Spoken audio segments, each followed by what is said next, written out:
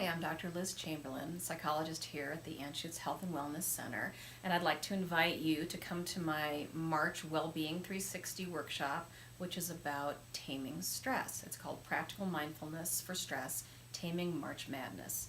And who couldn't use a little stress reduction in their lives right now? So you might be wondering, well, why should I come? What could it do to help me? So stress is something that we all experience no matter what we're doing, if we're at home, if we're at work, if there's a bear chasing us. So stress is a part of life. So part of what we'll talk about in the workshop is finding ways to manage stress instead of control it so that it feels like it's less controlling of you. And that's finding some tools and techniques, some short meditations, some exercises. It'll be a fun interactive workshop where you can learn some different skills and different ways to ride the waves of stress instead of trying to grip it and tame it for you. So I hope you'll join me and I look forward to seeing you.